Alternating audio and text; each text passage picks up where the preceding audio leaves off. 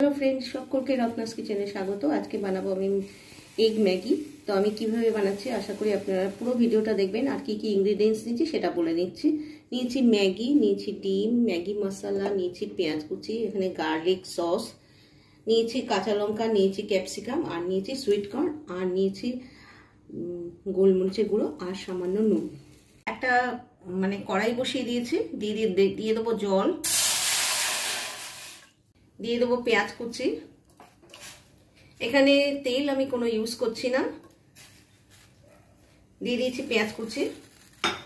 আর এই বাকি যে সবজিগুলো রয়েছে ওগুলো দিয়ে দিলাম। সুইট কর্ন বা যে কোনো ভেজিটেবল কিন্তু দিলে বেশ এখানে ভালো লাগে, দিয়ে দিলাম।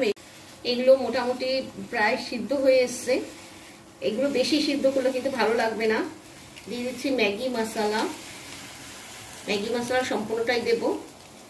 আমার মেয়ে খেতে খুব ভালোবাসে, মশলা কম হলে ও বলতেই থাকবে। তো দিয়ে দিচ্ছি এবার ম্যাগিটা ছেড়ে দিলাম। এবার দিয়ে দিচ্ছি গার্লিক সস। এটার মধ্যে আমি একটুখানি জল ঢেলে দিয়েছি, যেহেতু অনেকটা ঘন হয়ে গেছিল।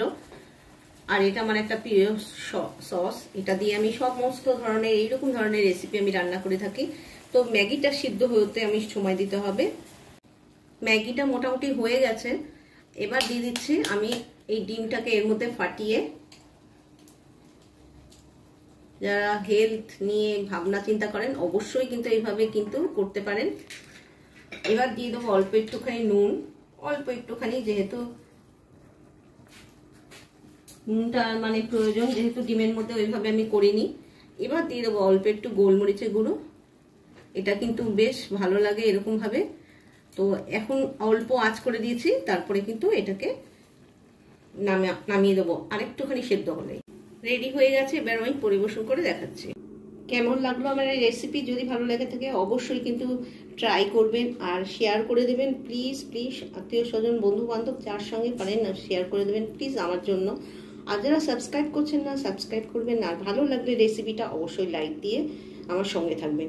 বাই।